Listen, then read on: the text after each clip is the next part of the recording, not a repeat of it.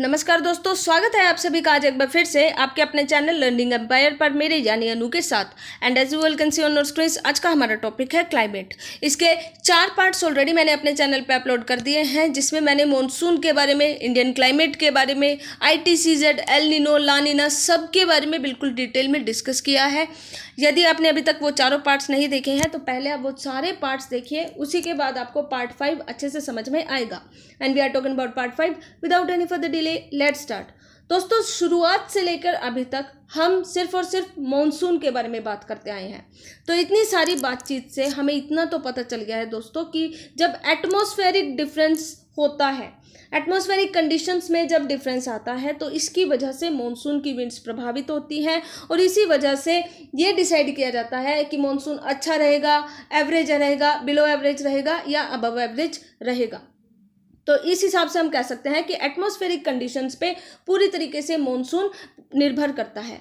Monsoon India में आता कब है? अर्ली जून, यानी जून के पहले हफ्ते में ही इंडिया के सदर्न पार्ट में मॉनसून एंट्री कर जाता है, और ये कब तक रहता है? ये मिड सितंबर तक इंडिया में बना रहता है। इस हिसाब से हम ये कह सकते हैं दोस्तों कि 100 से 120 दिनों तक लगातार मॉनसून जो है इंडिया में बना रहता है। अब एक फिनोमिना है जिसका नाम है द बर्स्ट ऑफ मॉनसून। तो ये क्या है दोस्तों? 2 तरीके की बारिश होती है। एक है प्री मॉनसून शावर्स, यानी मॉनसून के शुरू होने से पहले होने वाली बारिश। ऐसी बारिश को बोलते हैं प्री मॉनसून शावर। जब यह बारिश खत्म हो जाती है तो फिर होता क्या है कि अचानक से रेनफॉल में बढ़ाव हो जाता है, यानी इंक्रीज आ जाता है अचानक से रेनफॉल में। जब बारिश में अचानक से वृद्धि हो जाती है तो इसी को बोला जाता है द बर्स्ट ऑफ मॉनसून। और याद रखिएगा दोस्तों, ये प्री मॉनसून शावर से बिल्कुल अलग है। अब बात करते हैं ऑनसेट ऑफ मॉनसून की। तो मॉनसून सेट कैसे होता है इंडिया में, या क्या मैकेनिज्म है? ये तो बात हमने पहले ही कर ली दोस्तों कि जून के शुरुआती हफ्ते में ही इंडिया में मॉनसून एंट्री करता है। तो जब इंडिया में मॉनसून एंट्री करता है तो जैसे ही ये सदर्न टिप को टच करता है, यहाँ से मॉनसून 2 अलग अलग ब्रांचेस में बट जाता है। पहली जो ब्रांच है उसको अरेबियन सी ब्रांच बोला जाता है, और दूसरी ब्रांच को बोला जाता है बे ऑफ बंगाल ब्रांच। हम बात करेंगे फिलहाल अरेबियन सी ब्रांच की। अरेबियन सी ब्रांच का जब मॉनसून आता है दोस्तों, तो साउथ इंडिया के पूरे वेस्टर्न घाट्स को कवर करते हुए, महाराष्ट्र को कवर करते हुए, ये सौराष्ट्र को भी कवर करता है, और फाइनली डेक्कन प्लेटू को कवर करते हुए ये जो मॉनसून है ये सेंट्रल हाईलैंड्स को अच्छे से पानी प्रोवाइड कराता है, और इस तरीके से नॉर्थ इंडिया में ये एडवांस होता है। तो हम क्या देखते हैं, अरेबियन सी ब्रांच जो है मोस्ट ऑफ द इंडिया को पानी देता है। अब दूसरी बात कि जो बाकी बच गया भारत का हिस्सा, उसमें कौन सी ब्रांच पानी प्रोवाइड कराती है? तो यहाँ पे काम करता है दोस्तों बे ऑफ बंगाल की ब्रांच। ये ब्रांच जो है असम में पहुँचती है सबसे पहले। जब ये ब्रांच जून के शुरुआती महीने में असम में पहुँचेगी तो यहाँ से वेस्ट में ये ट्रैवल करना शुरू कर देगी। वेस्ट में जब ये आएगी तो इसकी मुलाकात गंगा प्लेन से होगी। गंगा प्लेन्स में जब ये बे ऑफ बंगाल ब्रांच जाती है तो यहाँ पे मोस्ट ऑफ द पार्ट को ये पानी प्रोवाइड कर देती है। इसी के साथ ही गंगा के ही मैदानों पे, यानी गंगा प्लेन्स पे ही अरेबियन सी और बे ऑफ बंगाल दोनों ब्रांचेस जो हैं एक दूसरे के अंदर मिक्सअप हो जाती है। तो इस तरीके से पूरे इंडिया में मॉनसून जो है एडवांस होता है। और बात करूँ अगर मैं दिल्ली की, तो दिल्ली जो है दोस्तों बे ऑफ बंगाल ब्रांच से पानी रिसीव करती है, और वो भी कब? जून के अंतिम सप्ताह तक। और हम ये देखते हैं कि जैसे ही जुलाई का पहला हफ्ता आता है वैसे ही मॉनसून की जो बारिश है वेस्टर्न यूपी, पंजाब, हरियाणा और ईस्टर्न राजस्थान, इन सभी राज्यों में अच्छे से मॉनसून की बारिश हो जाती है जुलाई के पहले हफ्ते तक ही। अब हम बात करते हैं दोस्तों विड्रॉल ऑफ मॉनसून होता कैसे है, यानी मॉनसून की वापसी कैसे होती है। तो ये जो प्रोसेस है ये सितंबर के शुरुआती महीने में ही शुरू हो जाता है, जब नॉर्थ वेस्ट स्टेट से जो है मॉनसून विड्रॉ होने लगता है। तो नॉर्थ वेस्ट स्टेट से जब मॉनसून विड्रॉ होने लगता है, वापसी करने लगता है, तो अक्टूबर के मध्य सप्ताह तक नॉर्थ इंडिया से तो पूरी तरीके से मॉनसून खत्म हो जाता है। जब मॉनसून अक्टूबर के सप्ताह तक खत्म हो जाता है तो धीरे धीरे इंडिया में विंटर आना शुरू हो जाता है, यानी कि अब सीजन चेंज होने लगता है।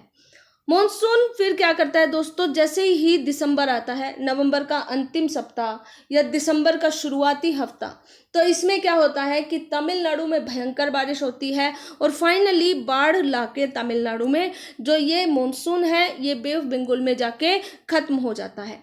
तो हम कह सकते हैं दोस्तों कि रेस्ट ऑफ द इंडिया में जहाँ बारिश होती है और ख़त्म हो जाती है, दूसरी तरफ तमिलनाडु ऐसा एरिया है, भारत की ऐसी स्टेट है तमिलनाडु जहाँ पे सर्दियों में बारिश होती है, यानी कि मॉनसून सर्दियों में आता है। तो ये था दोस्तों मेन लैंड इंडिया की बात। अब अगर मैं इंडियन आइलैंड्स की बात करूँ तो यहाँ पे कैसे मॉनसून आता है, तो दोस्तों आइलैंड्स के बारे में मॉनसून जो है बिल्कुल अलग तरीके से होता है। मॉनसून आइलैंड में सबसे पहले आता है, यानी कि या तो अप्रैल के ख़त्म होते होते आलेगा या फिर मई के शुरुआती हफ्ते में आलेगा। तो अप्रैल के खात्मे में और मई के शुरुआत में ही मॉनसून आइलैंड्स में आ जाता है। जब ये मॉनसून आइलैंड में आता है तो नॉर्थ से साउथ तक जाने के समय में ये इस तरीके से अपनी डायरेक्शन को पकड़ता है। ये कब तक जाता है, या तो ये दोस्तों दिसंबर के पहले हफ्ते में चला जाएगा या फिर जनवरी के पहले हफ्ते में जाएगा। तो इस तरीके से हम ये देखते हैं कि आइलैंड्स में मॉनसून आता तो जल्दी है लेकिन बहुत लंबे समय तक रहता है और जाता बहुत देर से है, ठीक है। और जैसे मैंने आपको बताया कि आइलैंड्स में जो विड्रॉल है वो नॉर्थ टू साउथ चलता है, यानी नॉर्थ से लेकर साउथ तक इस तरीके से आइलैंड में मॉनसून का विड्रॉल चलता है। इस समय तक क्या होता है दोस्तों, आप सभी को पता होगा, दिसंबर जनवरी में क्या होता है, रेस्ट ऑफ द कंट्री यानी जो भारत का मेनलैंड इंडिया है वहाँ पर आपको क्या देखने को मिलेगा, वहाँ पर आपको सर्दी देखने को मिलेगी। तो हम कह सकते हैं कि आइलैंड्स में जहाँ एक तरफ मॉनसून ही चल रहा है वहीं दूसरी तरफ मेनलैंड इंडिया में विंटर आ चुका होता है। मॉनसून के इंपॉर्टेंट फीचर्स की अगर मैं बात करूं तो मॉनसून जो है दोस्तों अपनी अनसर्टेनिटी की वजह से जाना जाता है। कभी तो बहुत अच्छा हो जाता है मॉनसून, बहुत अच्छी बारिश होती है, कभी बिल्कुल सूखा सूखा ही आ जाता है मॉनसून। तो हम कह सकते हैं कि बड़ा अनसर्टेन है ये, अनिश्चित है ये, ठीक है। यहाँ पे क्या होता है, ड्राई और वेट स्पेल्स यानी गीला और सूखा का ऑल्टरनेट चलता रहता है, स्पेल चलता रहता है इसी तरीके से। तो हम क्या देखते हैं, मॉनसून में एक समय तो ऐसा आता है दोस्तों जब बहुत अच्छी बारिश होती है, कुछ साल बाद ऐसा होता है कि बहुत सूखा मॉनसून आता है तो बिल्कुल बारिश नहीं होती है। तो इस तरीके से हम कहते हैं कि ऑल्ट्रेशन चलता रहता है ड्राई और वेट स्पेल्स के बीच में, ठीक है।